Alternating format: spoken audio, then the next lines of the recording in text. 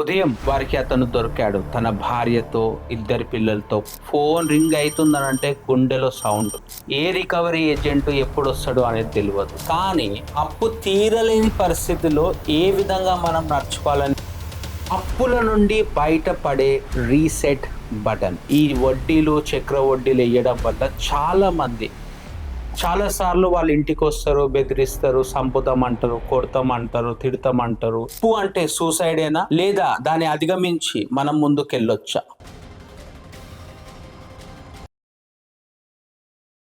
ఉదయం వారికి అతను దొరికాడు. తన భార్యతో, ఇద్దరి పిల్లలతో పక్కనే. వారంతా ప్రశాంతంగా నిద్రపోతున్నట్టు కనిపించారు. కానీ అది మామూలు నిద్ర కాదు. ఒక శాశ్వత నిద్ర. పక్కనే టేబుల్ మీద ఒక చిట్టి ఉంది. నేను ప్రయత్నించాను అని చెప్పి. ప్రతిరోజు మనం చూస్తూ ఉంటాము. రాత్రి 2 గంటలైనా గాని పైన సీలింగ్ చూసుకుంటూ ఇంకా ఎన్ని రోజులు అని చెప్పి, తెల్లవారుజామున ఎవరొచ్చి గొడవ చేస్తారు ఇంటి ముందు అని చెప్పి, 7 గంటలకే ఫోన్లు మోగుతుంటాయి. ఫోన్ రింగ్ అయితుందనంటే గుండెలో సౌండ్. ఎవడు ఫోన్ చేస్తుండు అని చెప్పి, ఏ రికవరీ ఏజెంట్ ఎప్పుడు వస్తాడో అనేది తెలియదు. రాత్రి పూట ఫోన్ వస్తుంది, తెల్లవారుజామున 6 గంటల లోపే నిన్ను అరెస్ట్ చేస్తాము అని చెప్పి. బ్రతకాలా, చనిపోవాలా అనే ఆలోచన ఒకటే మనకు ఉంటది. చిన్నప్పటి నుంచి మనం స్కూల్లో నేర్పించే సబ్జెక్ట్స్ చూస్తూ ఉంటాము. సైన్స్ అని, సోషల్ అని, మ్యాథ్స్ అని, ఎకనామిక్స్ అని. అదే విధంగా వరల్డ్ బ్యాంక్ ఇట్లా అప్పు చేసింది, మనం కూడా అట్లా అప్పు చేయొచ్చు అని అప్పు కూడా చేయడం నేర్పించారు. కానీ అప్పు తీరలేని పరిస్థితిలో ఏ విధంగా మనం నడుచుకోవాలని మాత్రం నేర్పియలే. లీగల్ గా మనం ఎట్లా ఫేస్ చేయాలి, ఏ విధంగా మనం సమాధానం చెప్పాలి, మనకి ఏం ప్రొటెక్షన్స్ ఉంది అనేది మాత్రం నేర్పించలే. ఒక మనిషిని ఒక ఇంజన్ లా తయారు చేశారు, కానీ ఆ ఇంజన్ చాలా వేడైపోయింది. కూలెంట్ పోస్తే తప్ప అది చల్లారు. అందుకే ప్రతి 10 నిమిషాలకు ఒక పర్సన్ సూసైడ్ వల్ల చనిపోతుండు. ప్రతి అప్పు చేసిన పర్సన్ కి ఒక ఆలోచన ఉంటది, నేను అప్పు చేయడం తప్పు చేశానా అని చెప్పి. అదే విధంగా నేను నా కుటుంబాన్ని మొత్తం రోడ్డు మీదకి ఈడుస్తున్నా అని చెప్పి. అదే విధంగా నేను కుటుంబానికి భారం అయ్యానా అని చెప్పి. కానీ నిజమేంటి? అప్పు అంటే సూసైడేనా, లేదా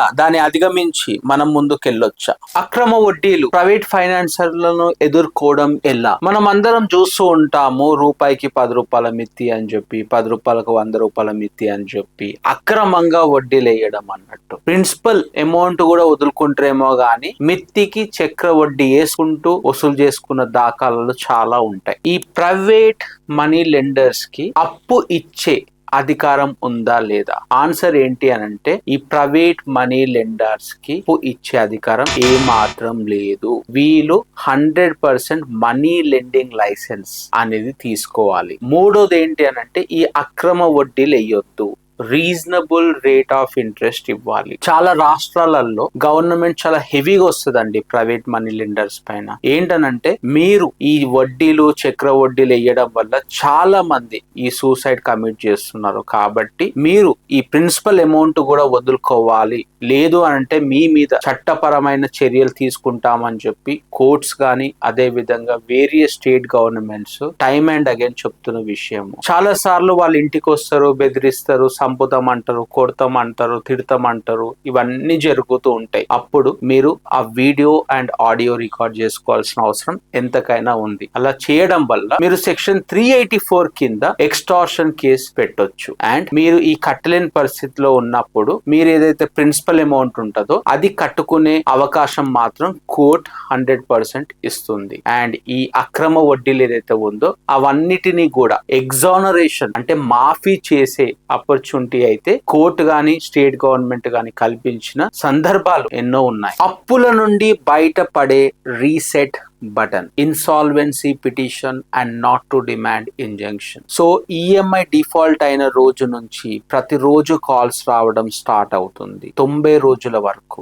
దాని నాన్ పర్ఫార్మింగ్ అసెట్ అంటాము. 90 రోజుల వరకు అండ్ కంటిన్యూ కూడా కావచ్చు. అదే విధంగా చెక్ బౌన్స్ కేసు వేయొచ్చు, లేకపోతే మనీ రికవరీ సూట్ వేయొచ్చు, ఏ కేసెస్ అయినా వేయొచ్చు. సో ఇక్కడ మీకు సొల్యూషన్ ఏంటి? మొదటగా మిమ్మల్ని ఎవరైనా డెట్ కలెక్టర్ వచ్చి హరాస్మెంట్ చేస్తున్నా, లేకపోతే రిపీటెడ్ కాల్స్ వస్తున్నా, లేకపోతే మీ ప్లేస్ ఆఫ్ ఎంప్లాయ్మెంట్ వచ్చి డిస్టర్బ్ చేస్తున్నా, మీ రిలేటివ్స్ కి ఫోన్ చేస్తున్నా, లేకపోతే మీ ఇంటికి వచ్చినా, మీరు రిలేటివ్స్ ఇంట్లో ఉన్నప్పుడు అక్కడికి వచ్చి ఇబ్బంది పెట్టినా కానీ ఒక ఇంజంక్షన్ ఆర్డర్ అనేది తీసుకోవచ్చండి. ఇంజంక్షన్ ఆర్డర్ అంటే ఏంటనంటే కర్తం. కాకపోతే ఈ సమయంలో మాత్రం నా కాడ డబ్బులు లేవు, నాకు నెక్స్ట్ 6 నెలలకు రావచ్చు, లేదు అని అంటే నెక్స్ట్ 2 సంవత్సరాల వరకు రావచ్చు అని చెప్పి మనం నాట్ టు డిమాండ్ ఇంజంక్షన్ అని చెప్పి సివిల్ కోర్టులో మనం పిటిషన్ వేయాల్సిన అవసరం ఉంది. అండ్ రెండోది, మీకు రాదు అనే క్లారిటీ వచ్చింది, డబ్బులు లేవో, ఇక నేను చాలా లాస్ అయిపోయినా, పెళ్ళాం బంగారు కుదబెట్టినా, నా బంగారు కుదబెట్టినా, నా కిడ్నీలు అమ్ముకుంటే తప్ప నాకు అక్కడ పైసలు లేవు అనే సిచ్యువేషన్ వచ్చింది, ఆస్తులు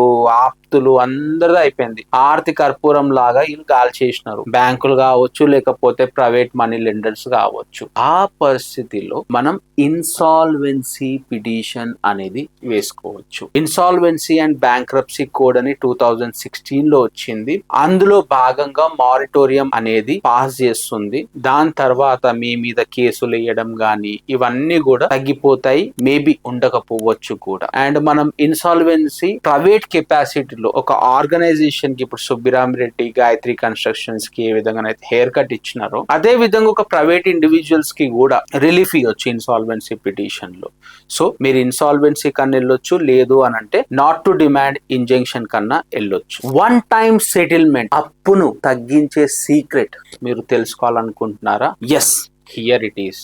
ఒక లోన్ మీరు పే చేయకపోతే 90 రోజులు బ్యాంక్ ఆగొచ్చు. ఆగిన తర్వాత ఆ అప్పుని నాన్ పర్ఫార్మింగ్ అసెట్ గా డిక్లేర్ చేశారు. అంటే ఈయన నుంచి అప్పు రాకపోవచ్చు, మనం లాస్ అయ్యిండొచ్చు అని చెప్పి వాళ్ళ యొక్క బ్యాలెన్స్ షీట్ లో వేస్తారు. అప్పుడు బ్యాంక్స్ ఏమనుకుంటే అని అంటే, ఇక వచ్చిన కాడ వచ్చినంత రాబే, సో ఆడు 10 రూపాయల కాడ 5 రూపాయలు ఇచ్చినా సరిపోతుంది అన్నప్పుడు మీరు ఆ పర్టికులర్ బ్యాంకు కెళ్ళి వన్ టైం సెటిల్మెంట్ గురించి మాట్లాడుకోవాలండి. ఇప్పుడు 100 రూపాయలు కట్టేది ఉంటే 50 రూపాయలే కడతారు. అంటే ఇంట్రెస్ట్ మాఫీ చేయమంటారు, పెనాల్టీస్ మాఫీ చేయమంటారు, ఇవన్నీ చెప్తారు అన్నట్టు. అప్పుడు వన్ టైం సెటిల్మెంట్ కింద మీ యొక్క ఏదైతే అవుట్ స్టాండింగ్ అమౌంట్ ఉందో ఆ అవుట్ స్టాండింగ్ అమౌంట్ లో 50% కట్టండి అనే రిలీఫ్ కూడా ఇవ్వచ్చు. కానీ చాలా సందర్భాలలో ఈ మధ్యలో ఏమొస్తున్నాయి అంటే కేసులు, వన్ టైం సెటిల్మెంట్ అన్నారు సార్, క్రెడిట్ కార్డ్ నాకు 1,00,000 రూపాయలు ఉంటే 50,000 నేను బంగారు కుదబెట్టినా లేకపోతే ఇల్లు కాయిదాలు కుదబెట్టి తీసుకొచ్చిన 50,000, కానీ